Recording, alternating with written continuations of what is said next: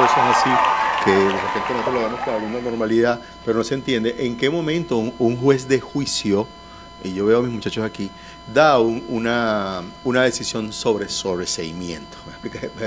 Yo sé que se las estoy poniendo un poquito ruda. ¿La tienen, César? ¿Sabe?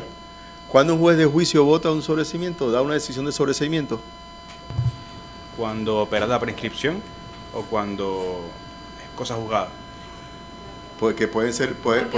Se plantean, durante la fase de juicio se plantean unas excepciones, entonces el juez decide decretar ese sobreseimiento.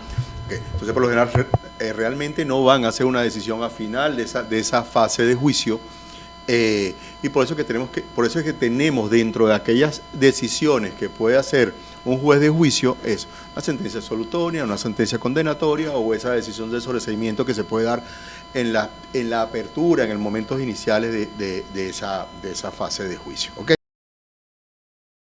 O cosas que no estén apegados a derechos. Debe haber una fundamentación de por qué hacerlo.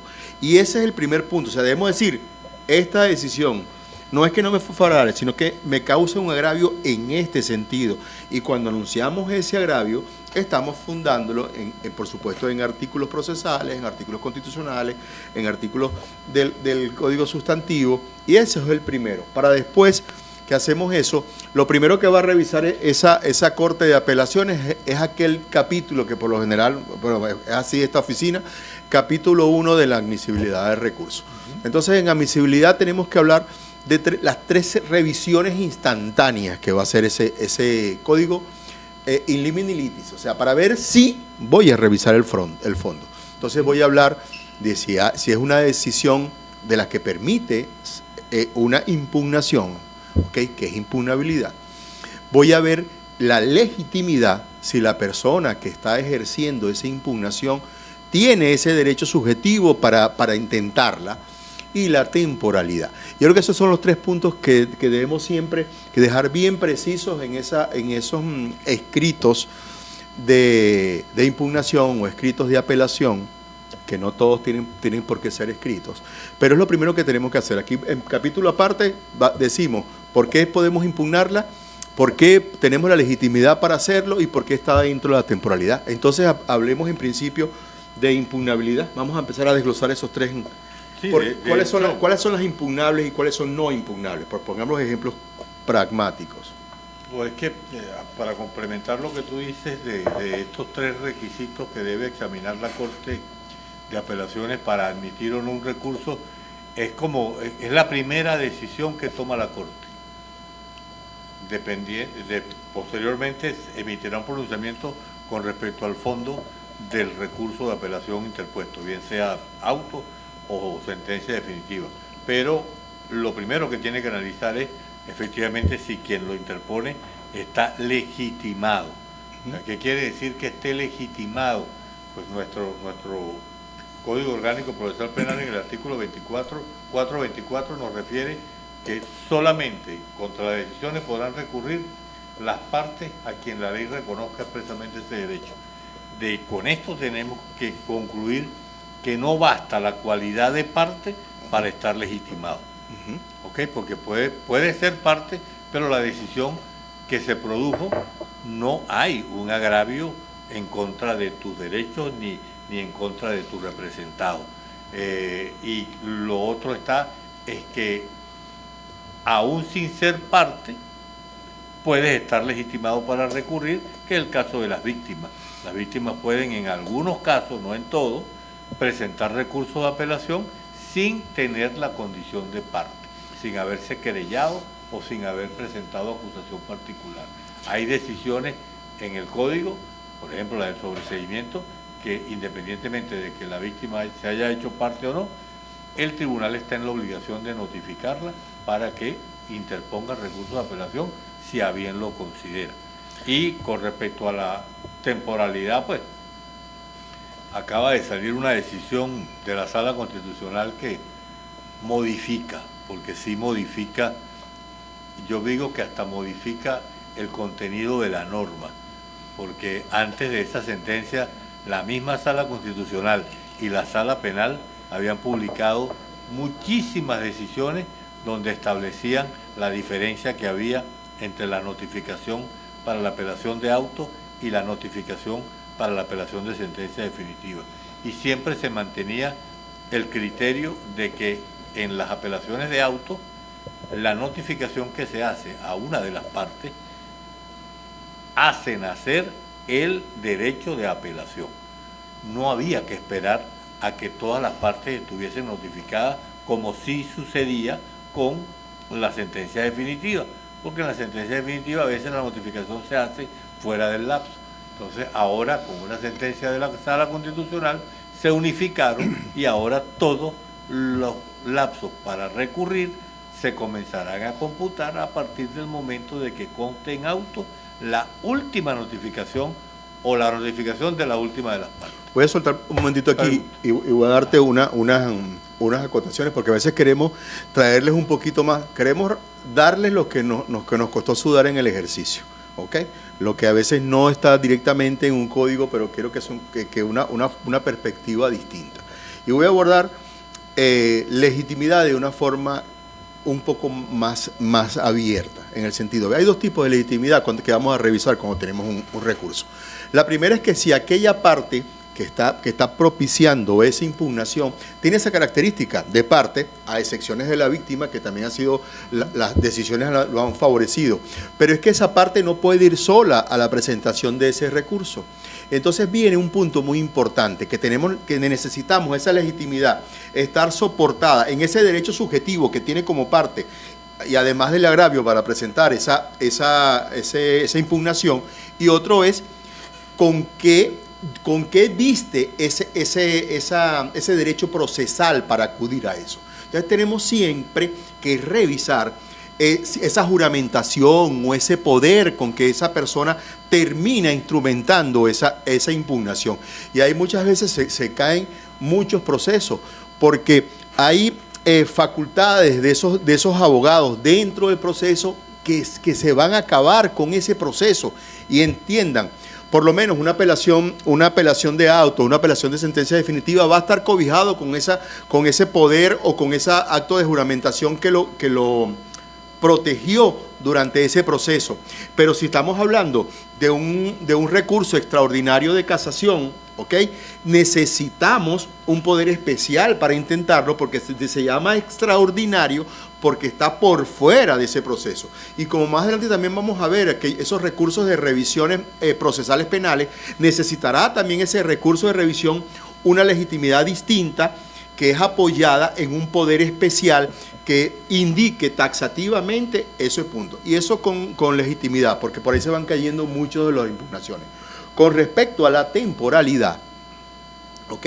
Tenemos que estar conscientes que dependiendo del tipo de impugnación que vamos a hacer, y ahorita vamos a empezar a hablar dentro de ellas, aquellos recursos de revocación, aquellos recursos de apelación de autos, aquellos recursos de apelación a sentencia, tenemos lapsos de interposición distintas, y esa temporalidad se va a examinar si llegó ese recurso con un tiempo útil y hábil para analizarlo. Ok, para un tiempo, por lo menos, César, apelaciones de autos que el lapso tenga un procedimiento ordinario. En el procedimiento ordinario, la apelación de autos es de 5 días. Sentencia definitiva, Ana. En ese caso son 10 días. Y si fuésemos a casación, lo que vamos a interponer es un recurso extraordinario de casación. 15 días. 15 días. Pero estamos hablando de un procedimiento ordinario. Porque si estamos hablando, y estamos hablando de recursos hoy, no nos estamos ciñendo a ningún proceso, y estamos hablando de violencia, cambia el panorama. Y aquí está una de las caídas más fáciles de esos abogados cuando impugnan. Porque si referimos, me decías el artículo de violencia hace rato, 127. Si referimos el artículo 127 de la ley esa de violencia de género, ¿ok? Esa soy no despectivo, de la ley orgánica de violencia, déjame probar aquí, del derecho de una mujer a una vida libre de violencia. Él refiere que las apelaciones de sentencias no son de 10 días, como el proceso ordinario, son de 3 días, ¿ok? Pero también dice esa ley especial, no es que dice, es que no dice cuál es el lapso de los autos, la apelación de autos. No lo dice. Entonces, lógicamente, hay un artículo que habla de supletoriedad, 84. El 83, el artículo 83, y yo por ese artículo 83 debería de irme al Código Orgánico Procesal Penal y ceñirme a la temporalidad de ese recurso de apelación de autos. Y me dice entonces que la apelación de autos son 5 días. Pero si ustedes se ciñen a las normas, créanme que va a ser inadmisible porque no cumplió la temporalidad de recurso.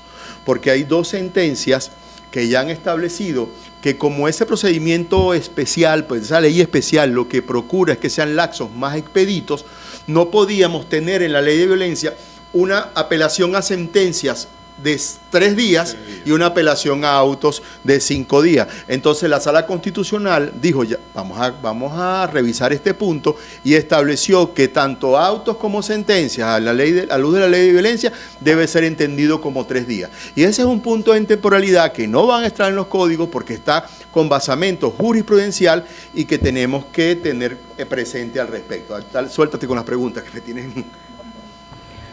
Por acá tenemos un comentario que dice, la audiencia preliminar, es posible impugnar mediante recurso ordinario de apelación un auto de apertura a juicio dictado en la audiencia preliminar, considerando que el artículo 314 del COP. No, ahí hay que hacer hay que ser preciso. El auto de apertura a juicio como tal, como decisión, es inimpugnable por expresa voluntad del legislador. La norma lo establece de manera taxativa. Lo que sí no podemos olvidar es que en la realización o durante la realización de la audiencia preliminar, no solamente es el único dictamen que va a hacer el juez de control. El juez de control se va a pronunciar sobre la admisión de la acusación, pero también se va a pronunciar sobre la admisibilidad o no de medios probatorios, se va a pronunciar sobre la declaratoria con o sin lugar de excepciones, se va a pronunciar sobre la declaratoria con lugar o no de solicitud de nulidades que le hayan hecho. Entonces, posterior al acta de la celebración de la audiencia preliminar, el juez está obligado a hacer un pronunciamiento en extenso, que se llama, que es una decisión judicial distinta al acta, donde va a estar establecido y expresado todos los fundamentos de hecho y de derecho que sustentan lo que decidió en el acta. ¿Ok?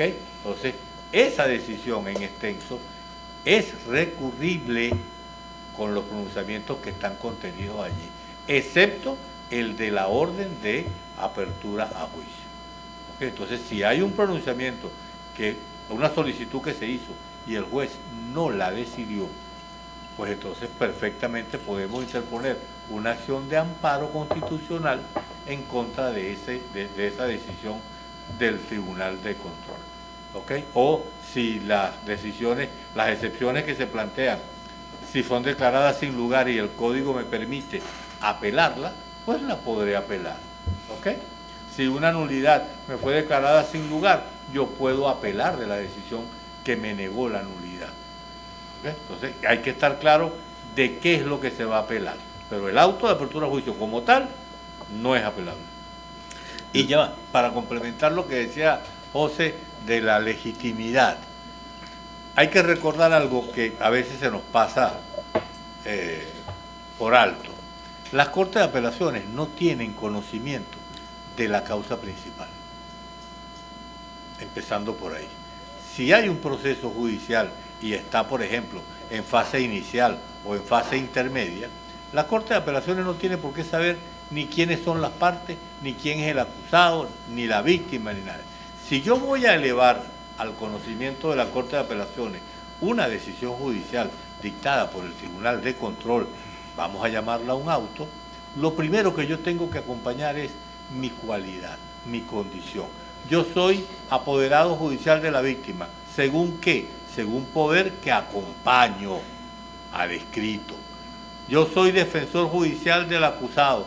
¿Según qué? Acta de juramentación que acompaño.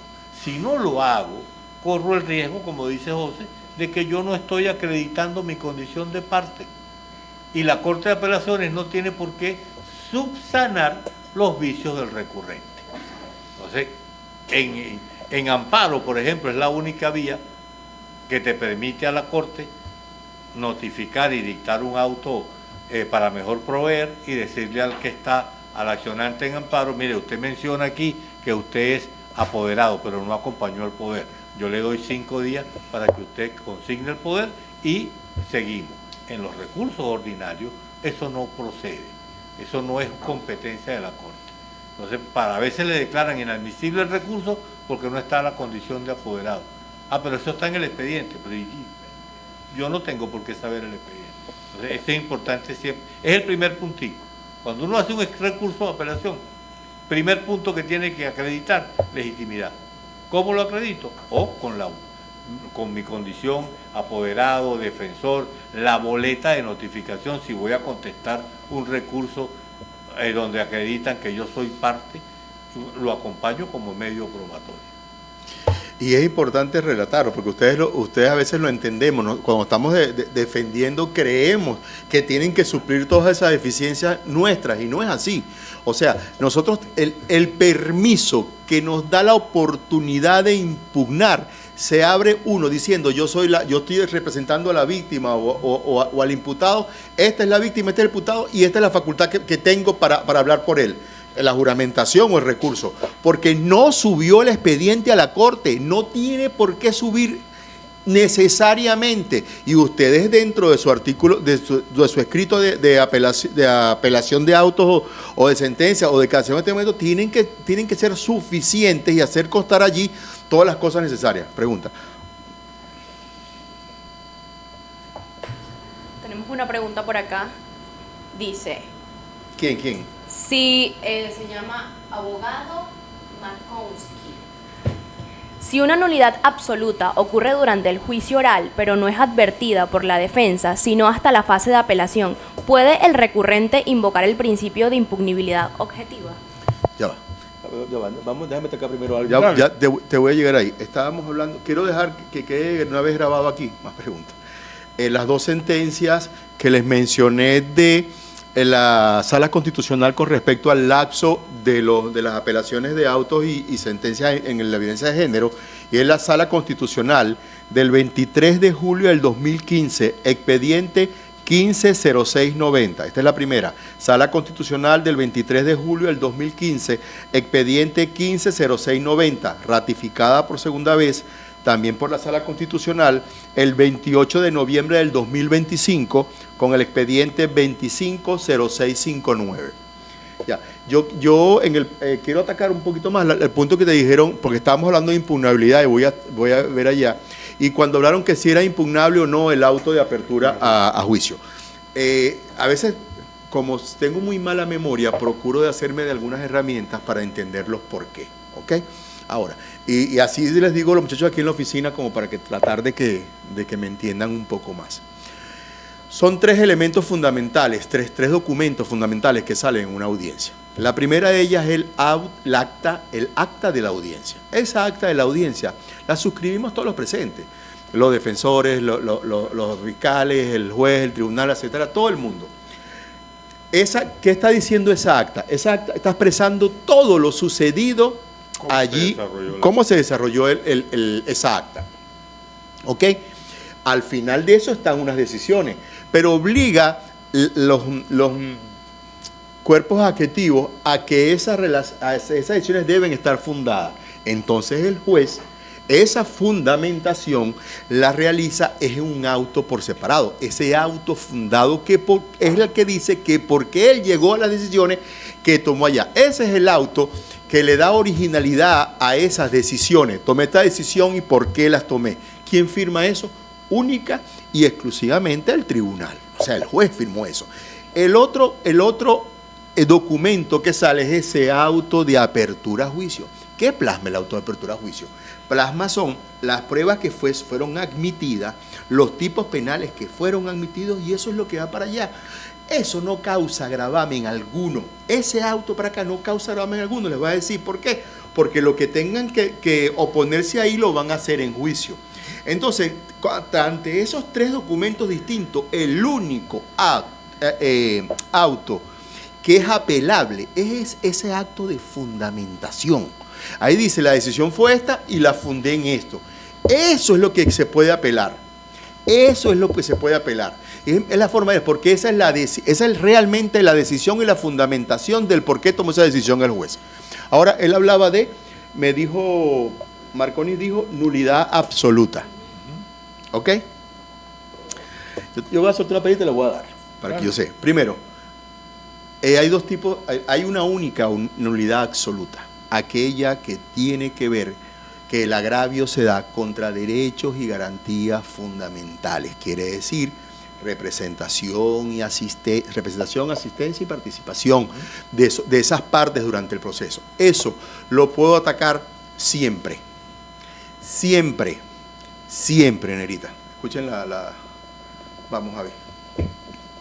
¿La? Nulidad, con nulidad como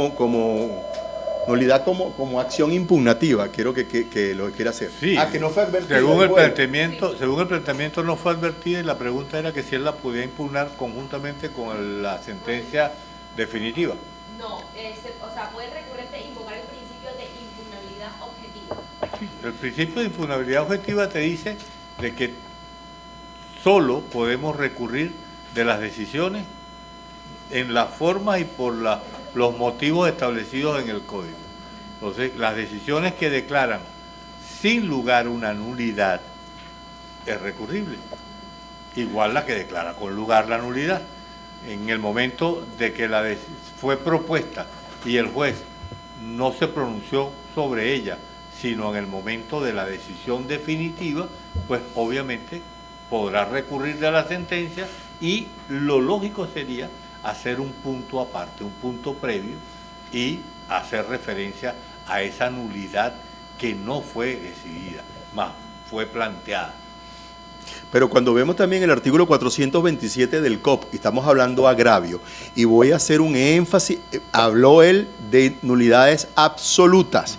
Las nulidades absolutas son aquellas que van contra derechos y garantías fundamentales, constitucionales, aquellas que están previstas en el 174 y 175, como problema general, el 174. Pero cuando leemos el agravio del 427, aparte dice lo siguiente: el imputado o imputada podrá siempre impugnar una decisión en los casos que lesionen disposiciones constitucionales o legales, que es otra cosa, sobre su intervención, asistencia y representación, aunque haya contribuido a provocar el vicio objeto del recurso. Entiéndame, no es nada más que no lo haya advertido, sino que lo provoqué. Y además lo puedo haber provocado con intenciones de buscar la nulidad y me sea otorgada la nulidad. Por eso es que cuando estamos en juicio y ya nos sentimos ganadores, empezamos, lo que yo llamo, tenemos unos cuantos en eso en estos días, estamos protegiendo el juicio. De aquí en adelante estamos protegiendo el juicio. Te sientes ganador, así como cualquier deporte, cualquier juego, ya sientes que tienes el juicio, lo voy ganando. Va ganando 4-0 y más. Empiezas a proteger ese juicio, empiezas a proteger las interrupciones, empiezas a proteger todo, quieres preservarlo porque quieres que culmine. Entonces, Marconi, espero que te hayamos dado la respuesta indicada. ¿Qué tienes otro por allí? Por Instagram pregunta Nereiris. Disculpen, una duda. Si el tribunal acordó el control judicial y la fiscalía no lo acordó. La fiscalía no acuerda control judicial. No, el tribunal lo acordó y la fiscalía no lo acató.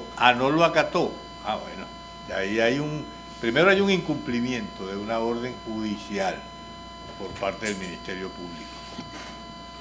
Eso ya los fiscales en ese caso están en la obligación de darle cumplimiento a un pronunciamiento hecho por un tribunal de control cuando declaran con lugar un control judicial. La norma lo práctico que es, se lo solicitan al fiscal, el fiscal está en la obligación de contestarte, bien que te lo acuerde o bien que te lo niegue. Si lo niega, igual puedes acudir al control judicial. De la misma manera puedes ir si no te contesta.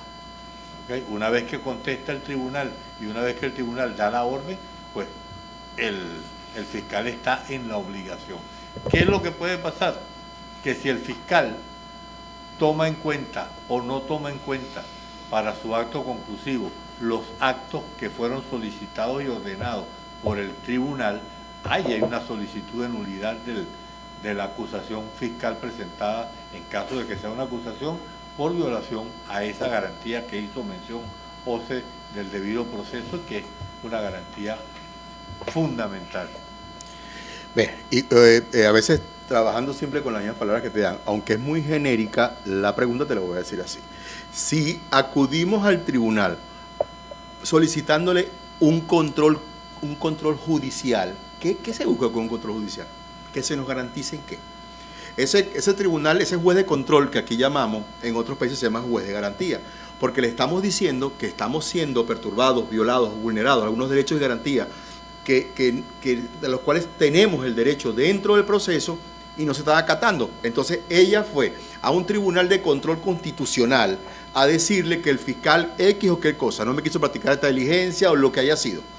No me dejó participar dentro de una experticia, lo que haya sido, no me ha dejado ver el expediente de fiscalía, lo que haya sido. Si dijo eso, lo denunció y el juez dice, señor fiscal, practique la diligencia, déles el expediente, déles la copia, y ella no lo hace, ese fiscal está viciando el proceso, porque lo que está vulnerando es una garantía constitucional que ya fue certificada por un tribunal. Esto es apología de repente de práctica. A veces, a veces no digo más nada. Sí, a veces de plante lo que es espero la bajadita, porque a veces espero la bajadita para decir cuándo voy a impugnar con nulidad. Entonces es parte del proceso. ¿Ok? ¿Más preguntas? Mira, yo le estoy poniendo un poquito de rapidez a esto porque yo estoy viendo los puntos y es largo. Entonces estamos apurando y todavía estamos en emisión. Por acá tenemos una pregunta de Carlos Pacheco. Antes de que se admita la casación, ¿se puede consignar el poder? Antes de que se admita la casación, yo presenté el recurso. Anunció. Lo que pasa es que en materia penal no es como en materia civil. En materia civil tú anuncias el recurso y después lo formalizas. Aquí en materia penal tú debes presentar el escrito dentro del lapso establecido en el código, y esa interposición del recurso de casación se entiende como una formalización. Perfectamente pudieras presentar el escrito y consignar a posteriori para subsanar el vicio, el poder que te acredita. Yo voy a disentir de Javi. ¿Y anunciaste con qué derecho? ¿Dónde está el derecho con que anunciaste? O sea, yo no sé si te lo van a admitir o no te lo van a admitir, pero yo para poder anunciar ese recurso, que estoy aquí consignando el recurso, estoy diciendo, yo, José Antonio Marín, acudo en función de la víctima, atención a la víctima, atención al imputado, estoy casando un fallo. ¿Y con qué cualidad me reviste a mí eso? Y lo único que me gustó es que entendió que es un poder distinto, porque es un recurso de casación, ¿ok? Extraordinario. Entonces, y cuando hablábamos también de allá, que se me olvidó de impugnabilidad, yo quisiera ver también por qué está impugnado, porque está anunciando recursos, porque también dentro de las impunidades objetivas, si es una sentencia que es menos de 4 años, tampoco termina. Sí, por eso la impunidad objetiva te dice que solamente puedes recurrir de las decisiones por los motivos y en las formas establecidas en el código. Cada recurso tiene su norma que lo modifica, o sea, lo comprende, y yo complementaría lo del recurso de casación es siempre y cuando lo consigne dentro del lapso, porque dentro de los 15 días. Okay. Dentro de los 15 días. Suponte que yo presenté mi recurso al 10º día y me quedaban 5 días. Listo. Yo pudiera consignar y también pudiera presentar un escrito que complemente el otro, o dejo uno que sustituya al otro, porque la sala penal no va a revisar 2 recursos por una misma decisión. Pero lo que pudiera hacer es, si presenté el primero sin el poder y tengo la oportunidad todavía de estar dentro del lapso de los 15 días, la sugerencia es que deje sin efecto el primero y consigne un recurso con la fundamentación del poder para que no corra el riesgo de que se lo declaren inadmisible. ¿Tienen más comentarios, más preguntas? Un comentario gracioso. Cuéntame. Primero por acá tenemos un comentario de Bechita que comenta: los felicito, es un gustazo escucharlos y compartir esos conocimientos tan valiosos. Gracias. Bechita, yo soy muy malo para los nombres, pero Bechita sí recuerdo porque Bechita nos comenta en Instagram, nos comenta a todos lados. De verdad, gracias Bechita por ser tan consecuente. Por acá tenemos otro que dice: buenas tardes, ¿de dónde son? Ya lo he dicho varias veces. Yo de Margarita y José Antonio de Anaco. De Cantabria, Cantabria. Pero estamos en Lechería Estado Anzoátegui. Le piqué cerquita, pero trabajamos en lechería. Y por aquí Robert Rondón dice, todos los abogados como que tienen un tip nervioso. Sí, por culpa de los clientes. Seguimos. Bueno, revisamos admisión. Vamos a hacer un recuento aquí, porque de verdad que no se lo va Pero, a... pero mientras tanto sé que tengo la foto de los chicos por allí. Okay. Yo quiero que sepan que hoy estamos cumpliendo el programa número 20 que grabamos y que se coloca en TikTok, ¿ok? El número 20. Pero, número 20, lo estoy diciendo 4 veces, número 20, ¿ok? Pero esto realmente es gracias, hemos venido, primero comenzamos con María Fernanda Sole y aquí tenemos ya una pandilla de muchachos que todos son estudiantes de Derecho, ya estamos esperando IMPRE algunos, es María Fernanda, Briseuris Valentina, Ana Victoria, César Guzmán. A que Ya va. publiquen las No, ya lo voy a poner. Y nos acompaña desde hace rato, ok, en lo que es todo esto de los equipos y esto. Vamos a empezar con Juan Lavala Zavala y creo que vamos a tratar de proyectárselo ahí en YouTube, ¿ok? Ese es Juan Lavala Zavala, es periodista de la Universidad Santa María de aquí de Oriente. Tenemos a Briseuris Valentina, que es la que usamos siempre de ejemplo y asesinamos acá.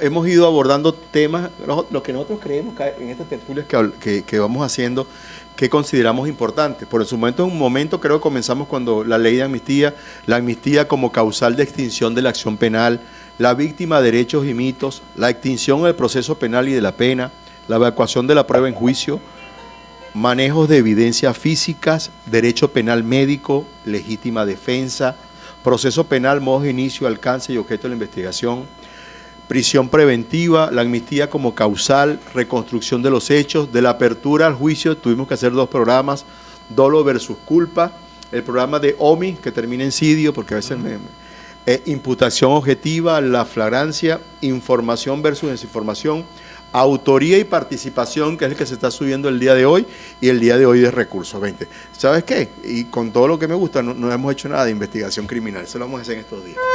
No. Qué broma.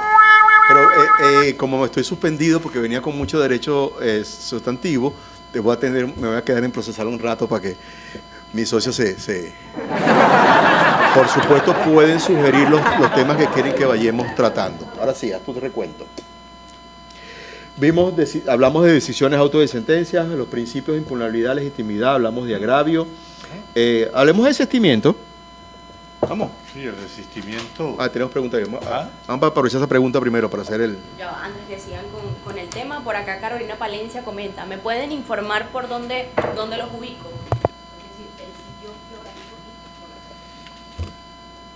Nosotros, el bufete está en Lechería Estado Anzoátegui, ¿ok? En las páginas sociales, por supuesto, marinfiguera.be y Javier Villarruel R. En YouTube, Marín Figuera y asociados, y el TikTok marinfiguera.be, ¿ok? Y @abg Javier Villar. Eso lo vamos a cambiar, si no me ok, pero estamos en Lechería Estado Anzoátegui. Y nuestros números telefónicos son 0414-819-3939 y el 0424-845-3110. De todas maneras, en las redes sociales de ambos, marinfiguera.be y Javier Villarruel R, están los números también de nosotros, ¿ok? Dime. Ok, vamos avanzando. Cuéntame. Por aquí tenemos un comentario de Edwin Rojas que dice: abogados, ¿no hacen algún tipo de cursos para mayor conocimiento de modo virtual? Sí, acabamos de planificar con nosotros para la fecha del 19, estamos escogiendo los temas, creo que vamos a unirnos 3 abogados, por supuesto Javier, en mi persona, y otro abogado que no lo voy a hacer público todavía porque no lo va. Y se llama el curso del suceso al proceso. O sea, son 3 temáticas que vamos a tener allí en 3 ponencias. Va a ser aquí en Anzoátegui, en Lechería, pero también vamos a transmitirlo por Zoom. Le estoy diciendo todo eso como lo están diciendo de aquel lado, ¿oyeron? No crea que me lo aprendí de memoria. Ok. El desistimiento es la facultad que tiene la parte que interpuso el recurso de hacer cesar esa incidencia. Bien, hay una condición especial que es cuando el recurso lo interpone el defensor para que se pueda materializar, debe contar con la aprobación del imputado o acusado o condenado, dependiendo la etapa del proceso en el que se encuentre. Esto es como garantía de que él no vaya a quedar desamparado o desasistido el acusado o el imputado porque el defensor desista del recurso de apelación.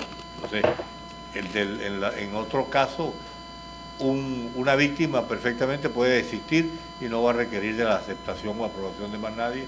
El fiscal puede desistir del recurso, muy pocas veces se ve, pero que el fiscal presente un recurso de apelación y después desista, ahí no cumplen con la condición de parte de buena fe que dicen ser, pero es la única condición especial que tiene el desistimiento. Y lo puede hacer tanto una vez interpuesto cuando está en fase de tramitación o en la Corte de Apelaciones cuando ya esté antes de su decisión. Yo te voy a invitar a cambiar este orden y acabamos de hablar de desistimiento, ¿verdad? Y quiero que, no sé si ves conmigo, vamos a tratar de hablar de esas vías de impugnación que tenemos anunciado aquí y los tipos, sí. Uh-huh. Y aquí tenemos, por supuesto, la primera, que es la revocación, ¿ok? Comienza tú con la revocación. La revocación. Me gusta mucho, a veces es como, busco decir las cosas de forma provocativa para que la gente entienda. Estamos cansados de escuchar que la revocación, para empezar, no es una apelación, ¿ok? Es un medio de impugnación, pero no es una apelación. Y eso es así porque sí, vamos contra una decisión del tribunal, pero le estamos solicitando al mismo ente que esgrimió esa decisión que la reconsidere. Algo que se asemeja así como el recurso de reconsideración en lo que es el procedimiento administrativo. No me gusta ningún otro derecho para hacer la acotación, pero es bueno que más o menos la gente entienda. O sea, le estamos solicitando al tribunal que nos escuche y vuelva a reconsiderar la decisión que tomó. Ahí se va a plantear a veces en forma oral o se va a plantear en forma escrita. Y por lo general es un recurso sumamente útil durante las audiencias de juicio, ¿ok? Y dado esa oralidad de esas audiencias de juicio, se interpone de forma oral y debe ser contestada en ese mismo momento, sin suspensión por el juez, también de forma oral. También tenemos la posibilidad que lo hagamos de forma escrita, no cuando lo hace en sala, sino algún acto de mero trámite. Mero trámite. ¿Qué son esos actos de mero trámite? Aquellos que dice la norma que no tienen una incidencia, un agravio tal, pero siempre Javi pone un ejemplo de que no darte una copia, sería un acto. Negarte una copia sería un acto de mero trámite, pero ¿a qué agravio causa, verdad? Entonces no es tan así. También es un mito de que el recurso de revocación es el único que se interpone de forma oral y en sala. Falso. Falso.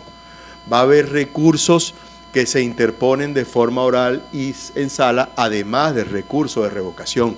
Tenemos el recurso especial para anunciar efectos suspensivos según el 374. Tenemos también el mismo recurso que se interpone en sala, un recurso de auto que se interpone en sala para anunciar el efecto suspensivo, es una audiencia preliminar.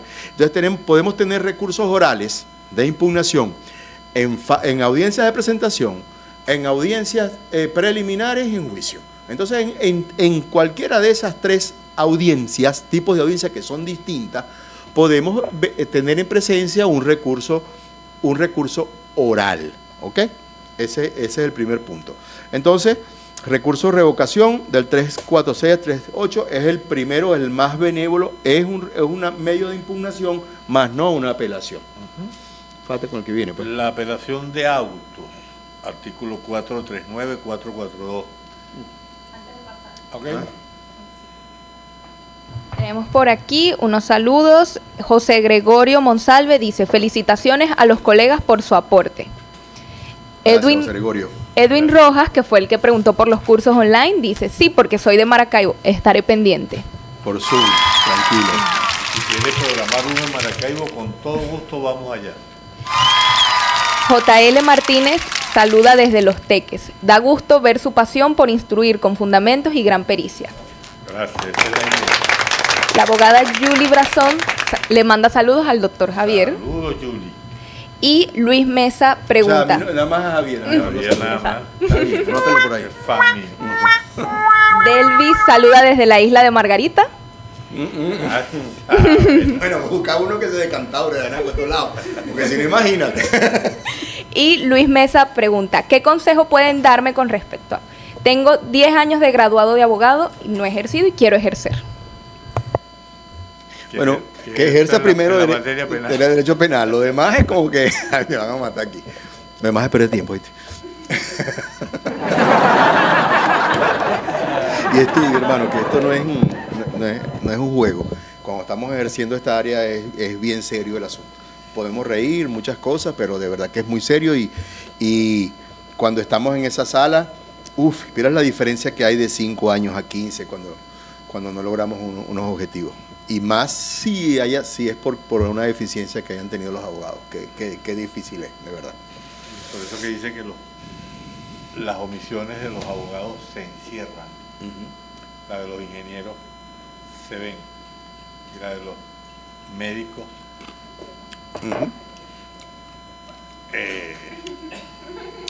Apelación de autos, Javi, vamos.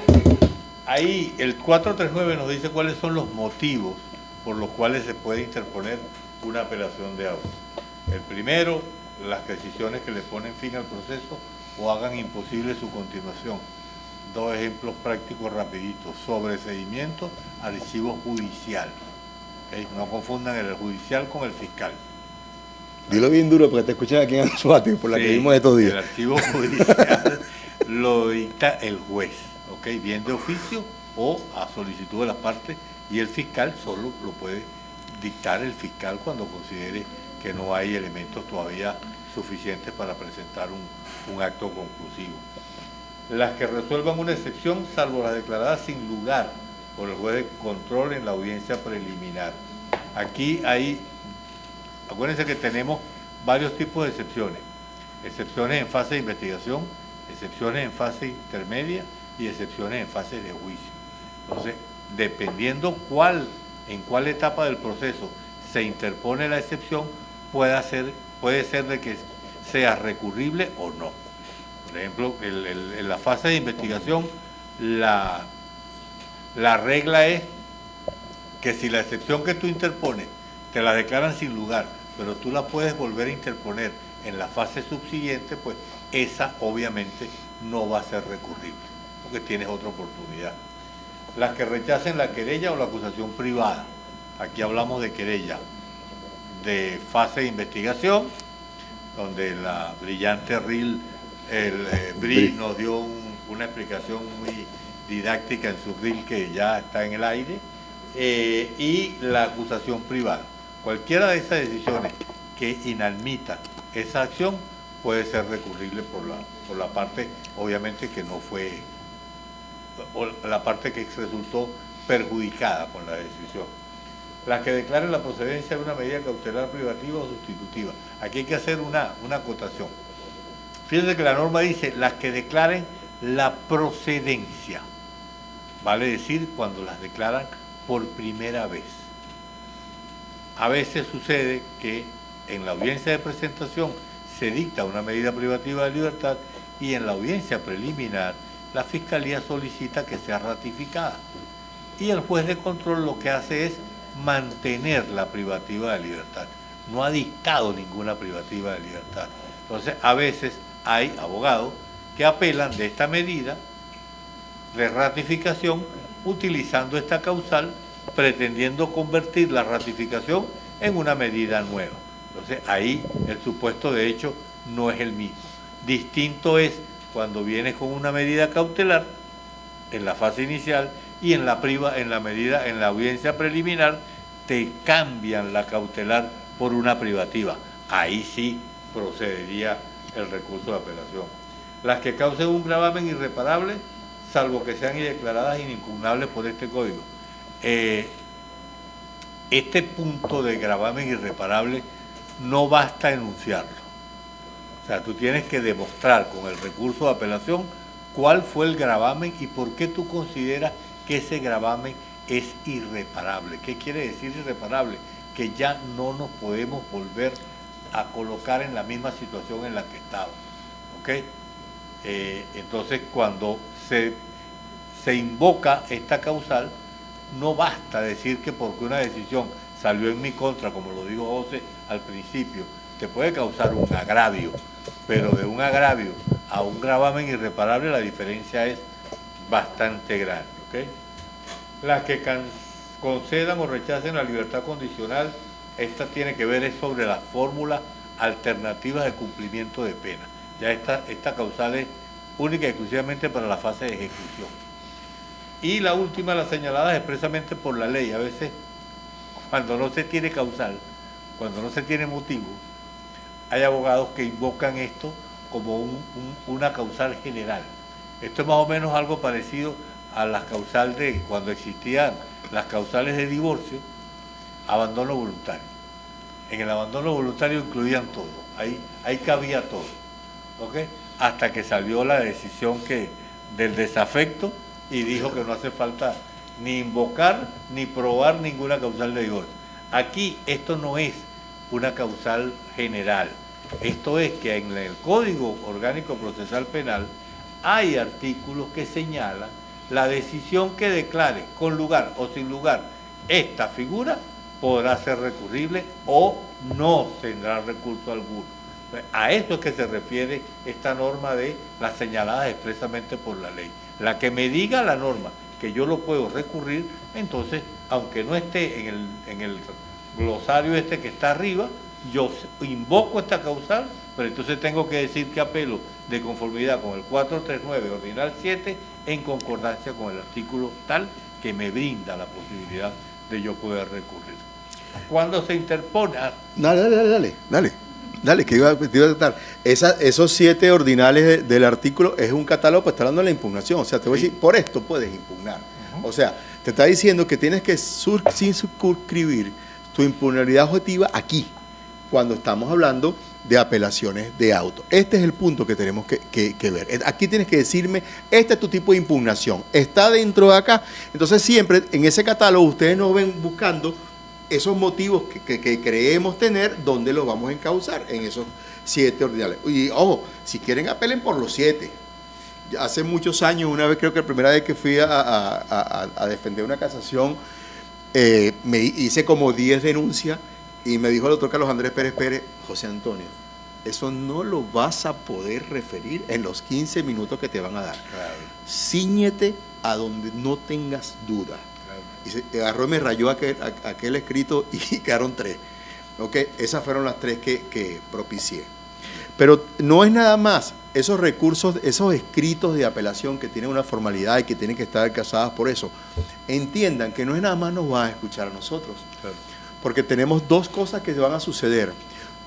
Si estamos, o el fiscal, si somos una de las partes, nos apoya o nos contradice, y la contraparte se va a oponer, debe oponerse. Quiero decir que que después de la apelación van a ser notificadas las otras partes, que es el Ministerio Público, y esas partes van a contestar a favor o en contra, porque ya fueron todos emplazados de que existe este recurso. Entonces, el conocimiento de la causa no nada más va a llevar su escrito, va a llegar su escrito, la contestación de una parte, todo eso va a llegar allí.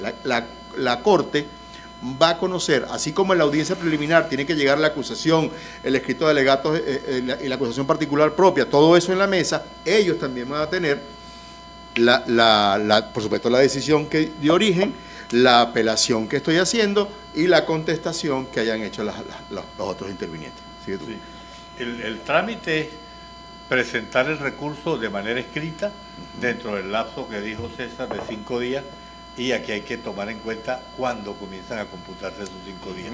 Ya con la sentencia es de que el código dice el recurso de apelación se pondrá por escrito debidamente fundado dentro de los 5 días contados a partir de la notificación.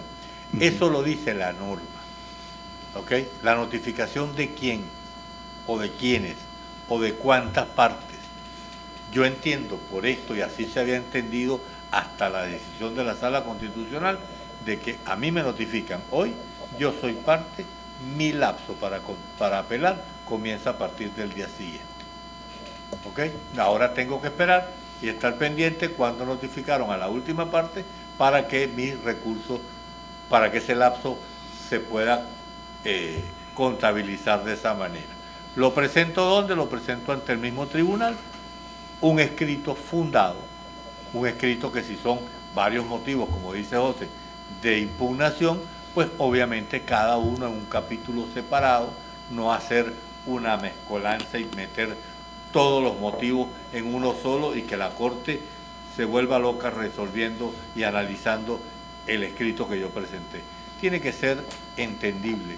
Mientras más fácil se lo coloques a la Corte, que es la que te lo va a resolver, más posibilidades tiene de que te lo declaren con lugar. Y como dijo José, la recomendación es como de cajón, como dicen los maracuchos. El recurso o el que tú consideres que está más presente, colócalo de primero. ¿Por qué? Porque si te lo declaran con lugar, la sala o la Corte no va a entrar a conocer en los demás.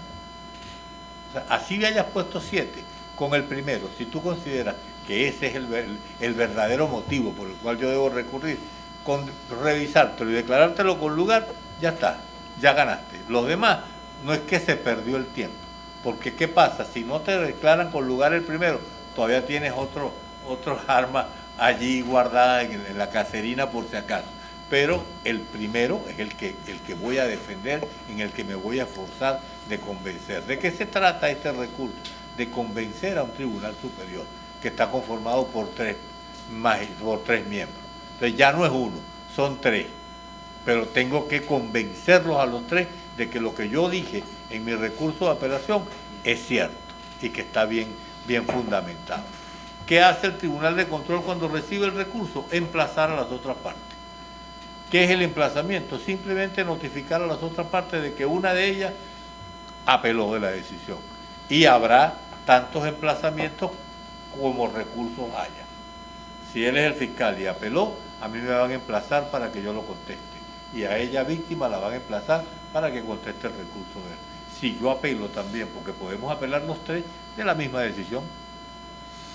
A lo mejor ninguno de los 3 está satisfecho con la decisión. No, y dame un break ahí. ¿Okay? Y dame un break. Y vean el término que utilizó el legislador. Emplazar. ¿Sabe por qué? Porque no es notificación ni citación. O sea, no es que el tribunal está diciendo que voy a hacer un acto en tal fecha o que los voy a imponer de una decisión que tomé. Los emplazo diciéndoles como un chisme. Epa, sí. esa otra parte acaba de apelar a la decisión que yo tomé. O sea, ¿qué van a hacer ustedes? ¿Van a contestar a favor o van a contestar en contra? Es por eso, en estos días que estamos revisando todos esos términos para que cada cosa, cada palabra se use de una manera correcta, es un emplazamiento. No es que notifique de que... No. Los emplazo. ¿Por qué? Porque te estoy requiriendo, te estoy dando la oportunidad. Se acaba de activar tu derecho subjetivo a que contraríes o te pongas de acuerdo con esta apelación que acaba de hacer, compadre. Eso te estoy emplazando. Vente. ¿Vas a participar en esta fiesta o no lo vas a hacer?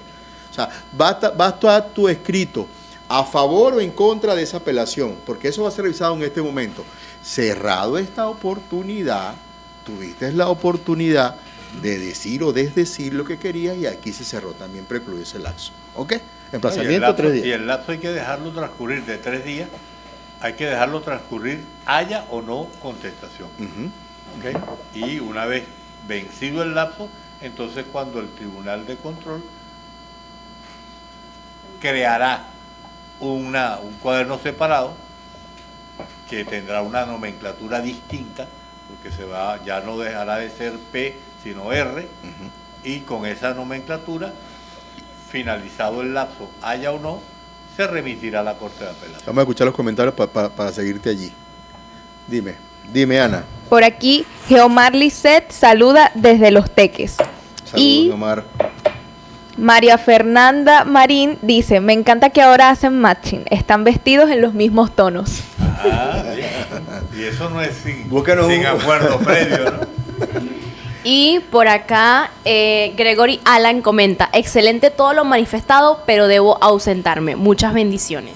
Qué lástima. Amonestado entonces, Bueno, después Gregorio. lo ves en YouTube cuando queda grabado allí. ¿Ok?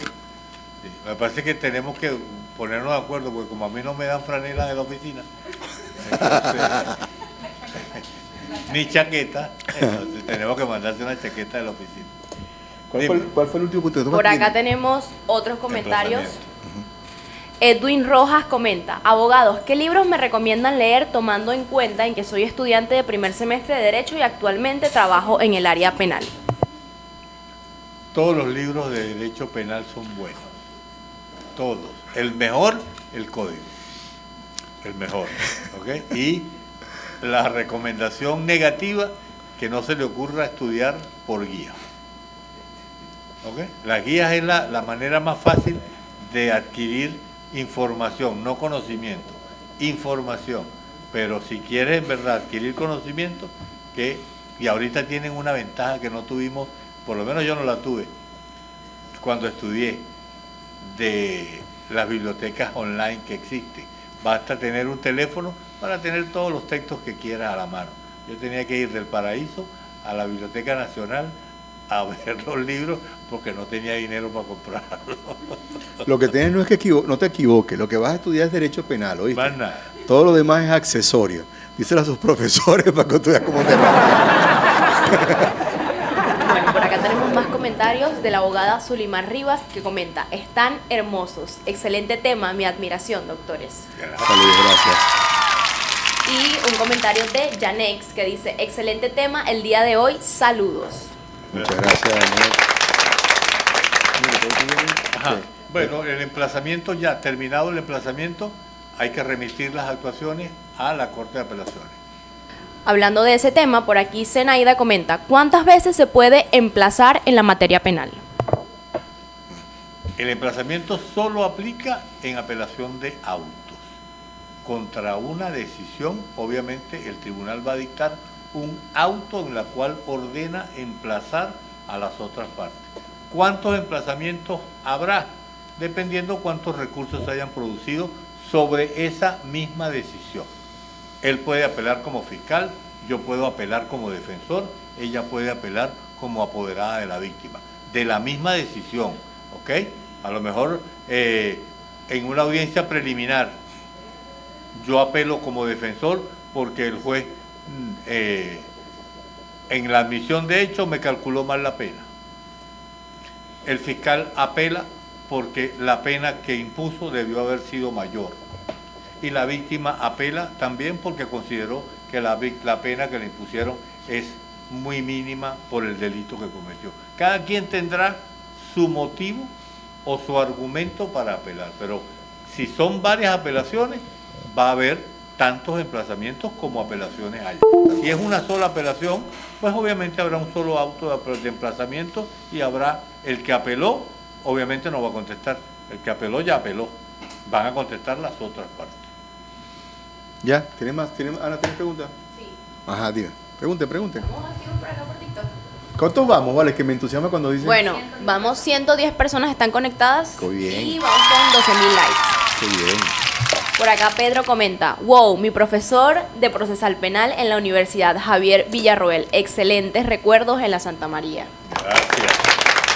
Por acá Junior Barrera comenta, saludos a los prestigiosos colegas, que Dios les siga dando mucha sabiduría, excelente tema. Saludos. Ya pensé que era otro Junior.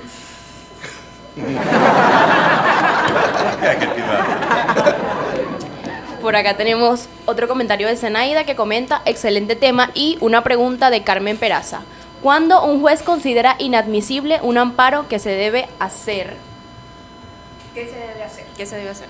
Cuando un juez Cuando un juez considera inadmisible un amparo, ¿qué se debe hacer? Creo que si el amparo es contra el tribunal de primera instancia, quien lo va a conocer es la Corte de Apelaciones, y los motivos para declararlo inadmisible están en la Ley Orgánica de Amparo sobre Derechos y Garantías. si no mal no recuerdo, el sexto. El 6, artículo 6. Esa ley, aunque fue, si se quiere, complementada con la decisión de Jesús Eduardo Cabrera del 2000, si mal no recuerdo, esa sentencia vinculante modificó el procedimiento de la ley y lo complementó, pero las causales de inadmisibilidad están en la ley todavía. Y si la declaran inadmisible, tiene el recurso de apelación contra la sentencia que lo haya declarado inadmisible. ¿Ok? La acción de amparo no es un recurso, aunque se escapa del tema de hoy. Ujú. Ok, quizás lo tocamos un poquito más adelante, pero dentro de esas cosas que tienen que estar pendientes antes de esgrimir un amparo, que no queden exactamente recursos por interponer, amén de que la urgencia del caso lo amerite, que es una salvedad que está también, por allá. una vía excepcional. Una vía excepcional que está allí. Y para concluir con la apelación de auto, la Corte de Apelaciones recibe el recurso y tiene 3 días para admitirlo o no. Casi nunca se cumplen estos 3 días de la Corte de Apelaciones para admitir el recurso, y debe dictar una decisión primaria que es con respecto a la admisibilidad del recurso. Debe decir si está legitimado, si está interpuesto dentro del lapso y si es recurrible. Impugnabilidad, temporalidad y Y legitimidad. Son las primeras. Admitida, en la apelación de auto tendrá hasta 10 días para decidirlo. En apelación de sentencia definitiva tendrá hasta 5 días para admitir y 10 para decidir. Y en este procedimiento de apelación de auto, la audiencia es excepcional, no es obligatoria. Yo puedo, como recurrente, pedirle a la Corte de Apelaciones que fije una audiencia oral para debatir el recurso. Y la Corte lo decidirá ¿cuándo? En el auto de admisión. Ahí va a decidir si esa audiencia se hará o no, y si es necesaria o no. Y en este auto de admisión también debe pronunciarse en la Corte sobre las pruebas que fueron promovidas. Aquí hay un puntico Muy bueno. cortico y rapidito. Cuando yo recurro, tengo que promover conjuntamente con el recurso las pruebas con las cuales yo voy a demostrar los motivos de mi recurso de apelación. Ya aquí no estamos hablando pruebas de fondo del proceso, del recurso. ¿Qué es lo primordial que yo debo acompañar con mi recurso? Poder. La decisión. Ok. Primero, lo que acredita mi legitimidad. ¿Ok? Si soy defensor, el acta. Y segundo, fundamental, lo que yo ataqué. ¿Qué fue lo que yo ataqué? La decisión. La Corte no es adivina. Entonces, yo perfectamente, si tú no consignas el instrumento fundamental, que es la decisión, yo te lo puedo declarar inadmisible. ¿Ok? O te lo puedo declarar sin lugar después de haber sido declarado admitido. Pero lo que se acostumbra, y es una mala práctica, o no mala, pero por lo menos yo no estoy de acuerdo con ella, de que a veces las Cortes de Apelaciones suplen las deficiencias de las partes. ¿En qué sentido? Yo no mencioné la decisión, pero no la acompañé. Y la sala y la Corte de Apelaciones, para conocer de qué se trata, manda a solicitar la causa principal. Si el proceso está activo, paralizo el proceso. ¿Ok? Y eso puede traer como consecuencia, como digo ahorita, después de ciertas audiencias, que uno tiene ya un juicio oral y público adelantado, y que lo que está es protegiendo el juicio, imagínate que por un recurso de apelación de alguna incidencia, la Corte de Apelaciones pida la causa principal y eso sea motivo para interrumpir el juicio. ¿Lo viste? Y que después, para colmo, la Corte de Apelaciones declare inadmisible el recurso. Y ya el mal se causó. Ahí sí se causa un mal, un agravio, ¿ves? Y fuerte. Entonces, ¿qué es lo lógico? Que se acompañen los medios probatorios y con base a ello la Corte de Apelaciones decida sobre su admisibilidad y sobre su declaratoria con o no con lugar o sin lugar. ¿Ok? Vamos a ir pasando a sentencia definitiva. Como ustedes ven, no había motivos específicos en la apelación de auto. Te dice cuáles son las sentencias que pueden ser impugnables, pero deja, o sea, debes tener agravio y todas las demás cosas, pero no deja algo taxativamente cuáles son las denuncias que deben hacerse. No pasa así de aquí en adelante, ¿ok? Y siempre me gusta establecer eso. Cuando hablamos ya de recursos de sentencia definitiva, que son aquellas que se van a suscitar después de culminado el juicio, y tenemos el sobreseimiento por ahí que estamos en tratamiento aparte. Ahora sí dice, el recurso solo podrá fundarse, ¿cómo vamos de hora? Claramente. 6:20. Ajá. Violación de normas relativas a la oralidad, mediación, concentración y publicidad. Principios del juicio. Principios de juicio.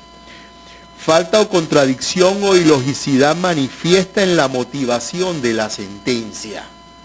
Estamos otra vez hablando de juicio. Quebrantamiento u omisión de formas no esenciales o sustanciales que causan indefensión.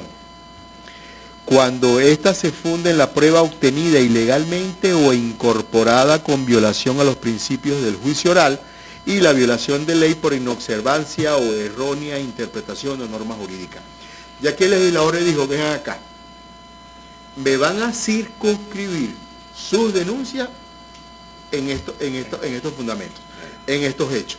Pues quiere decir que las denuncias tienen que decir en qué o cuál medida y qué forma de las medidas doy por satisfecho cualquiera de esos 5 ordinales. No los tienen que satisfacer los 5, con satisfacer uno basta. Y también acuérdense, puede haber tantas denuncias como ustedes quieran, puede haber 100 denuncias o una denuncia única. O sea, yo voy a impugnar esta sentencia definitiva únicamente por esto. Y ya, habrá con lugar, si de ser admitida, habrá con lugar o sin lugar. Quiere decir que el primer estadio de cualquiera de los recursos va a ser la revisión de admisibilidad. Después que eso ocurre, tanto en sentencias de auto como en sentencia definitiva, ahora sí voy a conocer el fondo. El fondo es lo que me estás planteando. En las apelaciones de auto, te dejan como libre albedrío que empieces y te digas sobre qué está versando tu impugnación. Pero ya aquí, ahora en sentencia definitiva, dime cuál de estas 5 se circunscribe lo que estás denunciando. Y nos vamos a poner un poco mucho más específicos cuando vayamos a casación. Te va a decir, ahora son estas. Pero cuando uno las entiende todas, y lo digo hoy, cuando digo afuera, aquí todo el mundo lo entiende, cuando lo digo afuera todo el mundo le brinca. Las mismas de casación son exactamente todas. O sea, lo que quiero es que debemos empezar a practicar las técnicas de impugnación. ¿Ok? Establezcan el por qué, el cómo. Siempre revisen todas las decisiones de casación que son las que están a su disposición a veces en la página del TCJ y van a ver ese manifiestamente infundado y dice el abogado no tenía técnica recursiva, el abogado únicamente está haciendo oposición a una sentencia que no le fue de su agrado. Eso es, porque o sea, no queremos chisme. Queremos que esas apelaciones se hagan de una forma correcta, de acuerdo a eso, a cada uno de los motivos que deben hacer, con técnicas legislativas. ¿Estamos bien? Sí. Apelación de sentencia. Ya hablamos del lapso aquí, que es de 10 días cuando corresponden al procedimiento ordinario, el procedimiento de violencia, nos vamos a retrotraer a 3 días por aquello de la especialidad de la competencia o de la violencia de género. ¿Ok? Sí, un puntico para los ordinales de los motivos. Hay que tomar en cuenta que cada motivo de esto tiene varios supuestos de hecho y están contenidos en el mismo motivo. Por ejemplo, el segundo, falta, contradicción o ilogicidad. Estamos hablando de 3 motivos distintos. Y puedo yo invocar o denunciar por falta de motivación varias veces en la sentencia. Contradicción, de la misma forma, e ilogicidad. Entonces, he visto, y cuando estuve en la Corte lo veía muchísimo, que los escritos de apelación invocaban el ordinal segundo de manera conjunta. Falta, contradicción o ilogicidad. O es una, o es otra, o es la tercera. Pero no puede, o sea, tú no puedes incluir dentro de una misma denuncia que la sentencia incurrió. Que es más o menos como decir cuando ven un fiscal o unas acusaciones privadas por injuria y difamación. O sea, no es así. O sea, tenemos que decir exactamente cuál es el vicio que estamos viendo en la sentencia. ¿Ibas a decir algo? Por aquí Giomar Lisset pregunta, ¿qué día se puede ver en este tema en YouTube? Hay que preguntarle a Juan Lavala Zavala. La próxima semana, creo, ¿no, Juan Di? Sí, estamos subiendo cada episodio con una semana de... Exacto, de posterioridad. Exacto, ya el viernes de la semana que viene vas a tener este episodio disponible. Igual tienes muchos otros temas muy interesantes, 20 de hecho, 19, que ya disponibles en YouTube en mientras esperas la semana que viene. Iremos trabajando en subirlo al unísono en YouTube. La semana pasada a mí me fascinó. Me parece que autoría y participación estuvo buenísimo y ese que está subiéndose hoy, ¿no? Ok. Entonces estamos... Ok. Por lo general nos quedamos allí cuando estamos hablando de lo que son los recursos. O sea, y si ven el título cuarto, faltaría el de casación. Toquemos el de casación primero. ¿Sí? Dentro del título de recursos tienes el recurso de casación y tienes el recurso de revisión penal. Esos todavía están allí. Toquemos esos dos. Casación, Javi. El laxo aquí, por supuesto, son de 15 días. ¿Ok? Las denuncias ahora se ponen, aunque se creen que son más genéricas, son mucho más específicas. Pero fíjense que cuando uno revisa, hay dos temas particulares. Una, ¿cuáles son las decisiones recurribles? Uh-huh. No toda sentencia de la Corte de Apelaciones puede ser recurrible en casación.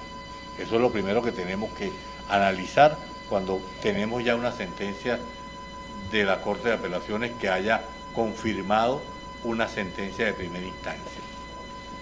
¿Qué nos dice el artículo 451? Que solamente podemos presentar recursos de casación contra la sentencia de la Corte de Apelaciones que no hayan ordenado un nuevo juicio. Primer supuesto. Vale decir, no anuló la sentencia de primera instancia. Si yo interpongo una sentencia, un recurso contra una sentencia de primera instancia y logro con el recurso que la Corte anule el juicio y ordene un juicio nuevo, pues esa sentencia por ninguna de las partes va a poder ser elevada a la casación. Eso en primer término. Segundo, solo podré impugnar o recurrir ante la sala de casación penal la sentencia de la Corte en las cuales la Fiscalía haya solicitado la aplicación de una pena mayor de 4 años. Los delitos por los cuales un tribunal de primera instancia haya condenado al acusado a una pena igual o menor de 4 años no es recurrible en casación. Y la última, solo podemos recurrir cuando el fiscal, aunque no haya solicitado la aplicación de una pena mayor de 4 años, la sentencia la haya atribuido. ¿Qué quiere decir eso? Yo como fiscal acusé por un homicidio culposo. Omi culposo. Y durante el juicio oral y público hubo un cambio de calificación. Y el juez aceptó que pudiéramos estar en presencia de un cambio doloso. Doloso. Y así fue resuelta el juicio oral y público, con ese pronunciamiento. Aunque yo pedí una pena menor de 4 años, porque por el primero jamás iba a ser sancionado a más de 4 años, el tribunal le acreditó una pena mayor. Ese otro supuesto de hecho lo establece el legislador como motivo para recurrir en casación. O supuesto de hecho, porque los motivos son distintos. Supuestos de hecho por los cuales yo puedo recurrir en casación. Entonces tenemos 3 supuestos. Ahora, cuando ya sabemos que sí podemos elevar nuestra consulta o nuestro recurso a la sala penal, entonces vamos a ver cuáles fueron los motivos. ¿Cuáles son los motivos? Los motivos son más, como dice José, son más cortos, pero en definitiva no son tan cortos. Más profundo. Más profundos. ¿Cuáles son? Violación de la ley, motivo general. Pero ¿cómo se da la violación de la ley? Por falta de aplicación, por indebida aplicación o por errónea interpretación. 3 supuestos de hecho. Cuando hablábamos de los motivos de la apelación de sentencia definitiva, es común ver en las decisiones que las causales de la apelación de la sentencia definitiva no pueden ser usadas para fundar un recurso de casación. Eso es falso. Porque yo, si la sentencia está inmotivada, yo no apliqué el artículo 157 del COP.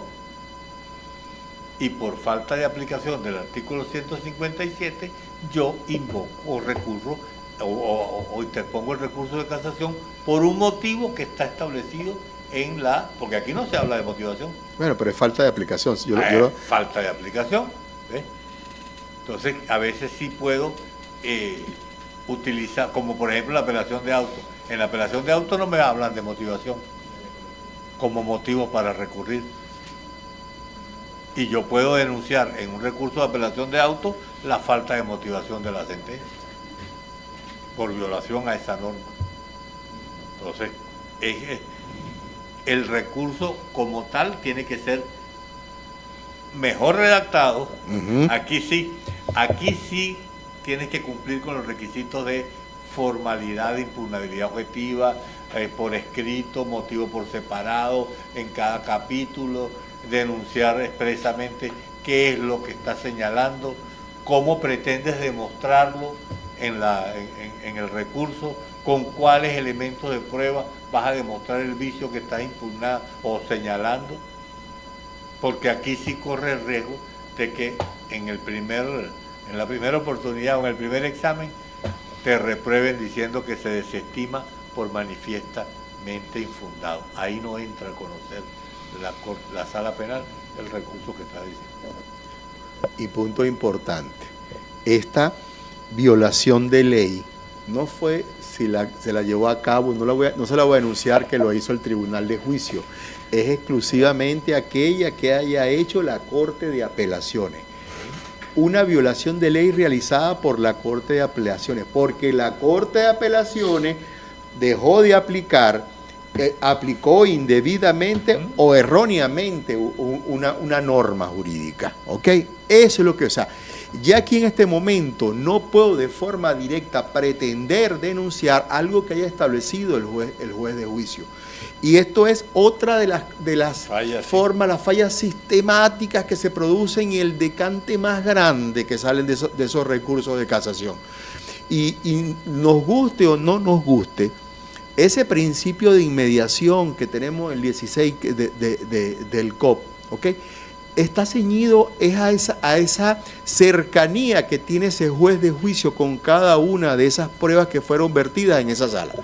Es el único que las ve, es el único que las siente, es el único que las palpa.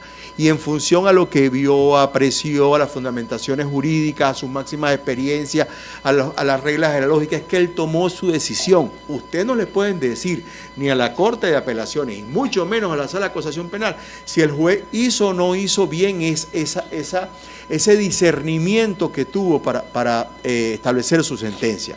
Díganle que el juez no se vayan a los hechos, o sea, tienen que irse exclusivamente al derecho, porque los hechos los conoció fue el de juicio y ya ese capítulo, si estamos hablando de casación, se cerró hace bastante tiempo, ¿ok? Eso es un punto importante, o sea, vean, la denuncia debe hacerse sobre la violación de ley que produjo la Corte de Apelación. Además, exclusivamente. parece que los recursos se interponen en contra de la sentencia. Ujú. Si voy a atacar una sentencia de primera instancia, voy a atacar la sentencia del tribunal de juicio. ¿Quién va a conocer las denuncias? La Corte de Apelaciones. ¿Cuáles denuncias las que yo le haga de la sentencia de primera instancia?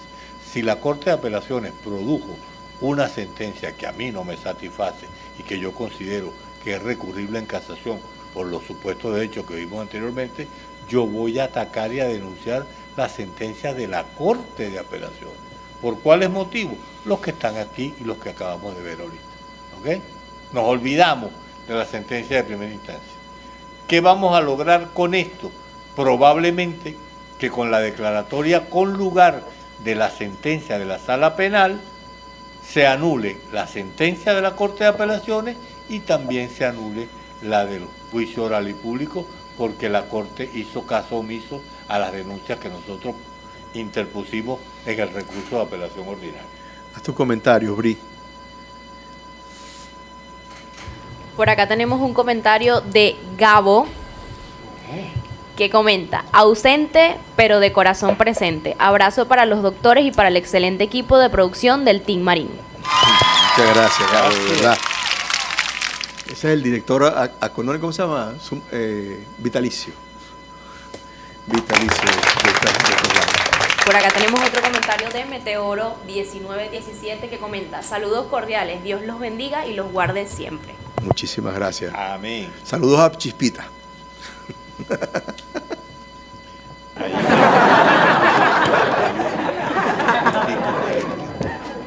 Es la doble conformidad. Ajá.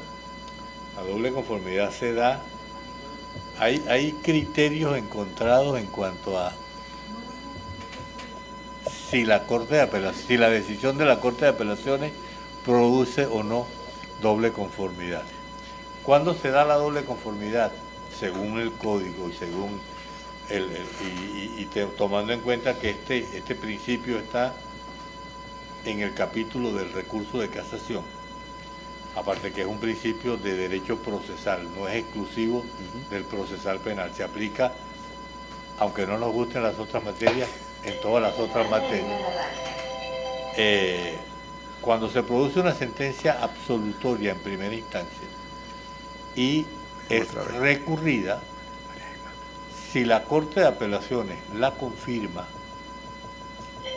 se interpone un recurso de casación y la sentencia de la sala penal anula la primera sentencia, el recurso anula la sentencia de la Corte y la sentencia de primera instancia, si en el nuevo juicio se produce una sentencia absolutoria nuevamente, contra esa sentencia no habrá recurso alguno. Así está establecido en el Código. A veces hay quienes piensan que si yo apelo de la sentencia en primera instancia absolutoria y la anulan, y en el juicio oral y público, sin que haya subido a casación, deciden una nueva absolutoria, para ello ya opera la doble instancia, o mejor dicho, la doble conformidad. Visto desde el punto de vista de donde está establecido este principio, y aquí se menciona que debe haber una sentencia de la sala penal que anule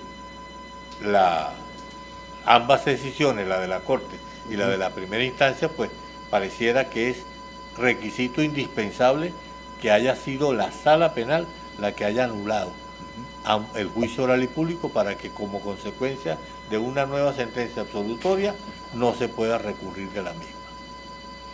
Te compro la idea. Te la compro. No, y a veces uno observa abogados reclamando la doble conformidad, porque en el nuevo juicio se produjo nuevamente una sentencia absolutoria. Allí, de hecho, yo tuve en Margarita una oportunidad de ir, se produjo una sentencia absolutoria en primera instancia. El superior, ahí no había Corte de Apelaciones todavía, la confirmó. La Fiscalía interpuso recurso de casación. La Sala Penal casó la decisión, y en esa época existían lo que se llamaban tribunales de reenvío, o mejor dicho, cortes de reenvío, que era que se ordenaba a un tribunal superior de Caracas que produjera una nueva decisión.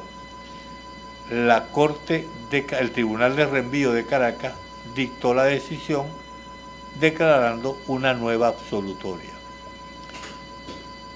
La Fiscalía presentó un recurso de casación contra esa decisión del Tribunal de Reenvío. Claro. Y la Sala Penal, cuando estaba la doctora Blanca Rosa, Alejandro Angulo y Rosell, decidieron que ahí había operado la doble conformidad.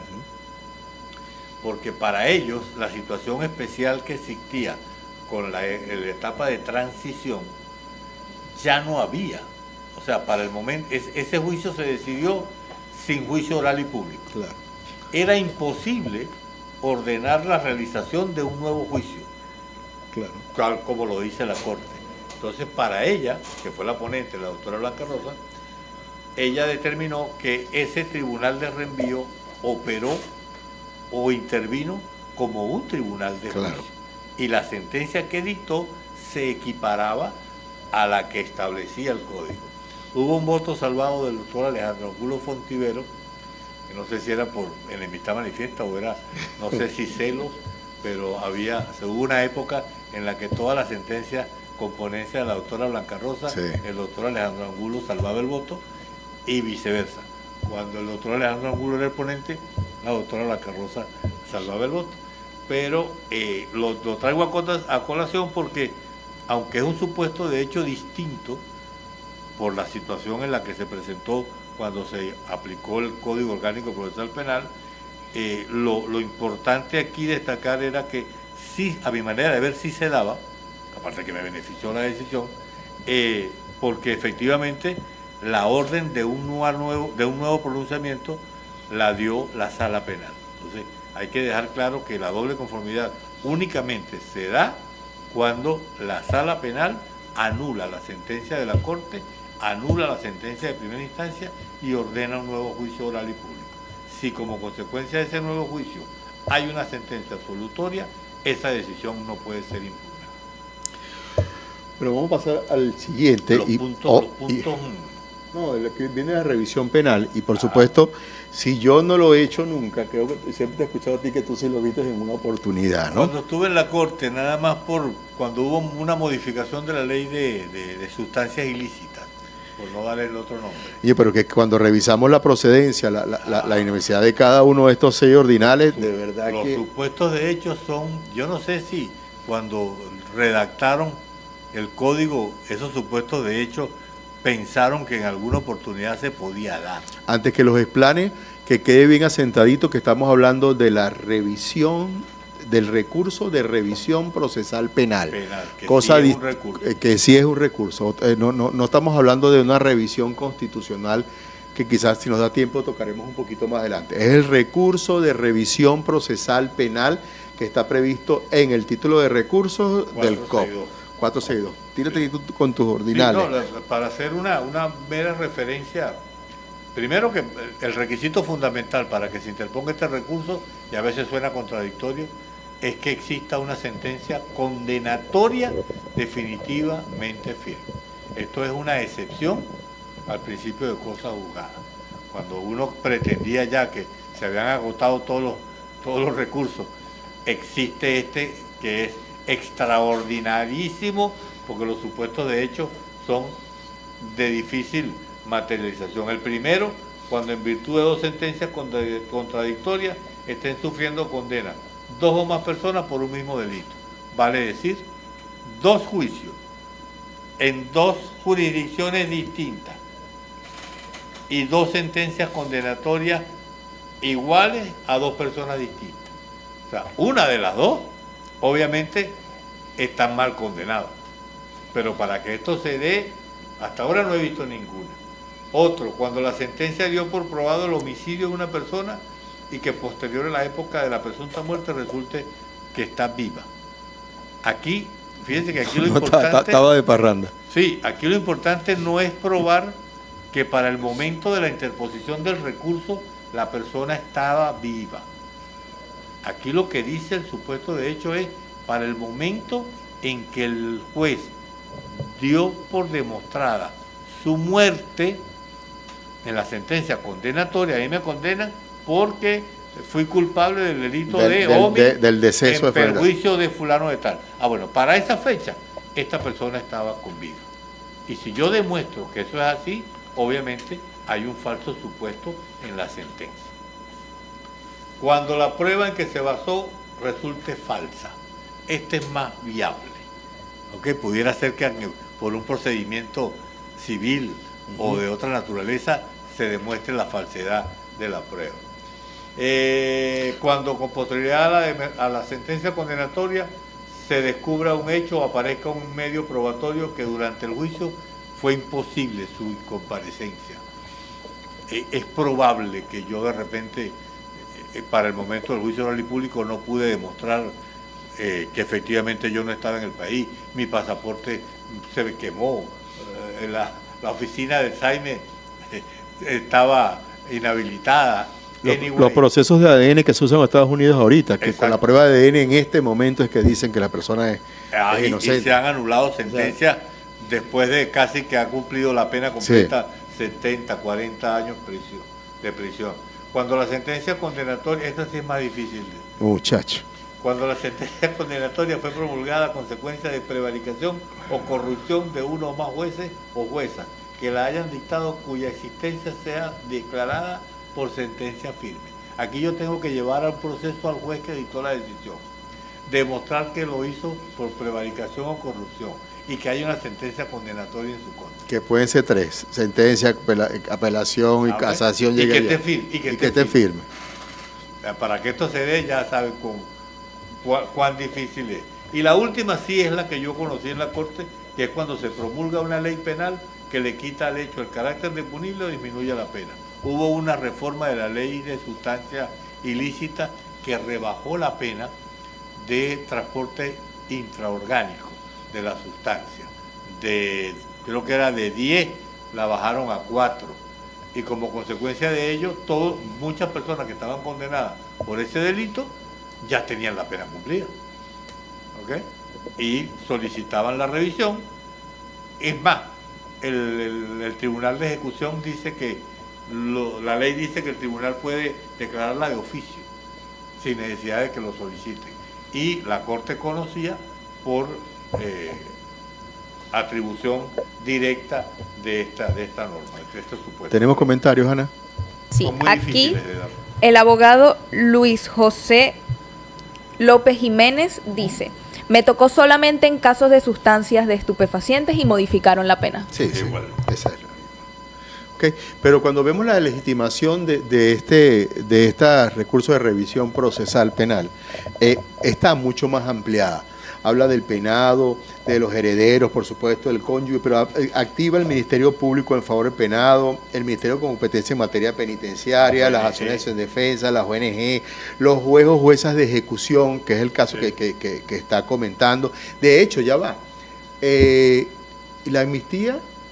No, también podría entrar por aquí. No. Entra por revisión, ¿sí? Sí, porque le quitó el carácter de punible a la ley. Claro. Ok. La amnistía debe estar entrando por aquí. Sí, porque dice cuando el delito, por una ley que le quite al hecho el carácter de punible o disminuya la pena. Listo. Ok. Y entiendan que la calidad del error que estamos pretendiendo enmendar es de tal magnitud. Tenemos preso a una persona por un deceso que no se cometió. Tenemos preso a una persona. O sea, es tan grande el error que se cometió que todo el sistema penal debe decir, vamos a buscar la manera de solucionarlo. ¿Ok? Ese es el espíritu. Por eso es que la legitimación está un poco más ampliada. Y fíjate que con respecto, tomando en cuenta ese fundamento que tú haces, que para mí es la razón de ser de este recurso, buscar la manera de hacer cesar el daño que se le está causando a una persona que está cumpliendo o que cumplió una condena de manera injusta. El ordinal segundo del artículo 463, en cuanto a la legitimación, dice: él o la cónyuge, o conjunción copulativa que te da otro supuesto de hecho, la persona con quien mantenga relación estable de hecho. Aquí abre un abanico Aquí no estamos hablando del concubino solamente, O sea, a mi manera de entender. bueno, con la sentencia de la revisión del el artículo 77, estable de hechos, más de 2 años de relación, revisable, o sea, constatable. ¿Y qué pasaría si una persona que tenga una relación estable con otra persona del mismo sexo Ah, bueno, en este momento se vea afectado con esta situación de que su pareja fue condenada de manera injusta y presente una solicitud de revisión penal? Pero yo te diría allí ¿Tú que... como juez qué harías? No, porque es que pues, como también la Constitución limita al matrimonio entre un hombre y una mujer, Ajá. que eso es lo que no han podido hacer los de la que trabajan con la LGTB+, por ahí va la cuestión. Sí, es así. La relación estable de hecho que están equiparando al matrimonio y que dicen más de 2 días, yo te diría entonces tampoco puede ser vista una relación estable de hecho, personas del mismo sexo. No, ya va. ¿Están prohibidas las relaciones del mismo sexo en esta sociedad? Cuando se hizo la Son interpretación, ilícitas. la interpretación del este es otro tema. Ah. La interpretación del 77 confirió la relación estable de hecho, ese término de derecho se lo confirió equiparándolo al matrimonio. Y si el matrimonio está dado para un hombre y una mujer, creo que es la vía.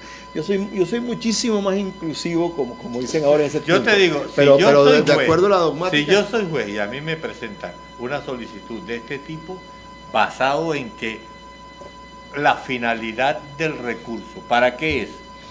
¿Qué me importa a mí quién lo pida? Si lo puede pedir una ONG, si lo puede pedir el Ministerio Público que fue el que lo condenó, el que participó en la condenatoria, ¿por qué no lo puede pedir ¿quién más afectado? Yo le aconsejaría al primo o la prima que busquen a la ONG para que lo haga ellos y nos evitamos el tema. Pero, o sea, yo lo digo es pensando jurídicamente y que estamos buscando la finalidad. Claro, estamos buscando restablecer la justicia. Con esto jamás ella está pretendiendo, o él está pretendiendo que le acrediten que tiene derechos sucesorales, ni que le legitimen su relación, nada que ver. Pero yo, hablando jurídicamente, en beneficio del penado, que fue penado injustamente, yo pienso que es más, yo ni siquiera veo quién lo pide, lo hago de oficio.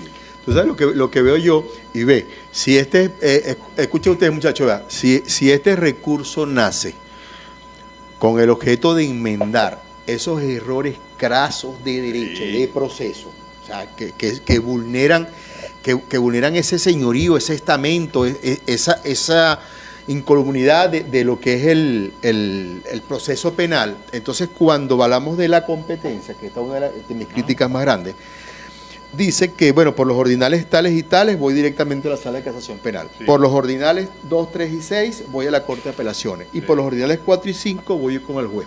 Pero los que pude revisar hace como 2 años que me di esa tarea, era, y cuando tenías varios ordinales o creías tener 2 ordinales, entonces la competencia le hacía, imagino que la gente pensaba que se iba a la sala de casación penal y metía por los 2 ordinales, entonces decía inecta acumulación en la sala. Y yo decía, ¿cómo vas a decir inecta acumulación? O sea, no vas a ver el fondo con una denuncia tan grave como esta y te vas a sacar para decir que no podías porque son procedimientos con competencias distintas. Me pareció atroz esa salida. Y peor fue la decisión que sí dictó la sala penal en una oportunidad como consecuencia de un recurso de apelación dictado contra una sentencia de la Corte de Apelaciones que declaró sin lugar un recurso de revisión penal, diciendo de que no era admisible porque esas decisiones no son recurribles en casación porque pueden ser interpuestas por otro motivo. Como que fuera muy fácil, muy fácil que se den estos motivos, entonces la sentencia fue declarado inadmisible porque usted tiene la posibilidad de volverlo a interponer por otro. O sea, si me hubieses dicho de que ya fue revisado y que tú consideras y debes tomar en consideración de que esto fue ya objeto de un proceso penal que fue concluido, ¿ok? Y la sentencia está firme, por ahí te lo aceptaría más. Pero decir que se declare inadmisible porque tienes otra posibilidad de presentarlo por otro motivo de lo que están establecidos aquí. ¿Cómo estamos hoy todavía a esta hora? ¿Qué hora es? Dime qué hora es. Uy, ya terminó el lab. Que no está más. Wow. Quiero hacer la última acotación aquí que siempre dejamos por fuera y a mí me gusta traerlo siempre. Que no siempre acabamos de tocar todos los puntos que creemos que son los recursos de impugnación en el Código Procesal Penal. Y me refiero a revocación, apelación de auto, apelación de sentencia, casación y revisión penal. Pero dejamos por fuera uno que quedó escondidito en una...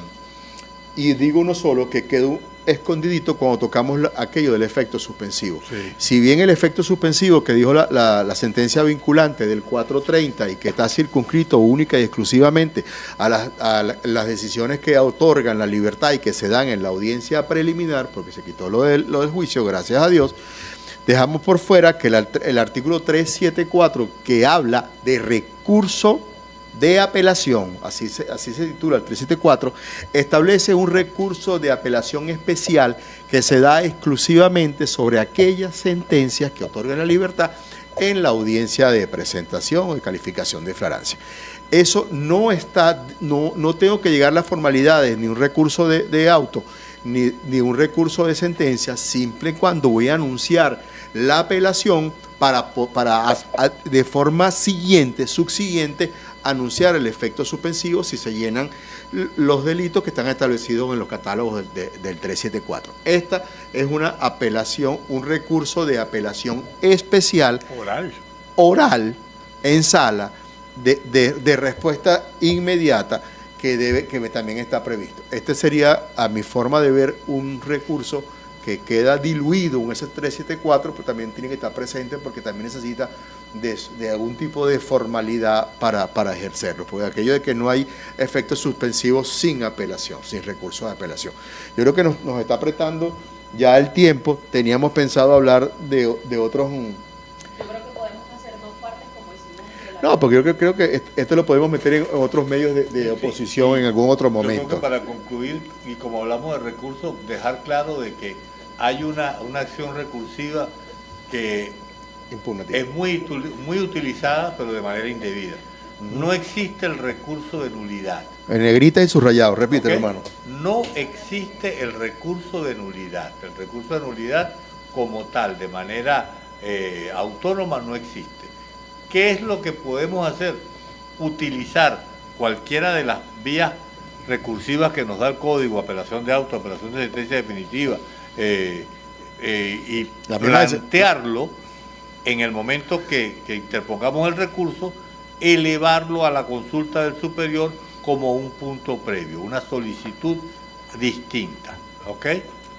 Entonces, para que no interpongan un recurso de nulidad de manera específica. Eso no se lo van a declarar inadmisible porque no está establecido como recurso, y la Sala Penal y la Sala Constitucional lo ha dicho infinidad de veces. Y para terminar este punto tan importante, dando saludos a Junior, que acaba de hacerse presente aquí. ¡Saludos, Junior! Justo en esos casos que cuando tengamos presente alguna nulidad, y ha dicho la Corte que lo podemos hacer desde dentro de las mismas excepciones, lo voy a ratificar, cuando colocamos como obstáculo ejercicio de acción penal, que está en el artículo 28, a través de la acción promovida ilegalmente, y el literal incumplimiento de los requisitos de procedibilidad para intentar la acción. Este es el ordinal que ha tomado, que ha determinado la Sala de Casación Penal para que denunciemos la nulidad. O sea, sí, es una nulidad, la podemos enunciar en cualquier momento. Se puede conseguir un sobreseimiento definitivo. Definitivo, ¿ok? Entonces, pero recurso como tal, no. No existe. No existe, como aquello de que la podemos enunciar, las absolutas, en cualquier momento grado de la causa, porque violenta según el principio del 174, y las nulidades absolutas del 175 tienen que ver con intervención, participación de las partes. Es propicio en cualquier momento, pero en lo que es los obstáculos de ejercicio y las excepciones, está prevista ahí artículo 28, ordinal cuarto, literal Tuvo largo, tuvo denso. ¿No? Sí. Alguien me comentó que estábamos dando todo quinto año en 2 horas. ¿A qué tienes por allí? Cuéntame. Ok. Vamos a empezar a despedirnos. Recuerden que además de esta transmisión que hacemos por Instagram, por marinfiguera.be y por @JavierVillarruel, lo hacemos también. Este episodio va a quedar en las plataformas de YouTube de Marín Figuera y Asociados y por supuesto a partir del próximo viernes. Hoy está quedando colgado, como dicen que diga aquí, lo que es autoría y participación, que fue el de la semana pasada, ¿ok? Recuerden que estos live los hacemos todos los viernes a las 5 de la tarde, de 5 a 7 aproximadamente, como es la hora que estamos terminando, todas las semanas, mientras Dios lo permita. ¿Okay? Las cuentas de Instagram, marinfiguera.be y Javier Villarroel por OR. Una vez más le doy las gracias a todo el equipo que está de aquel lado, haciendo de todos los malabares para que no se nos olviden las cosas. Y gracias de verdad por esto. Y gracias a ustedes por mantener esa audiencia todavía hasta estas horas de este viernes. Ahora sí, vámonos a mover los hielos. ¿Cuáles fueron los números hoy, Luis?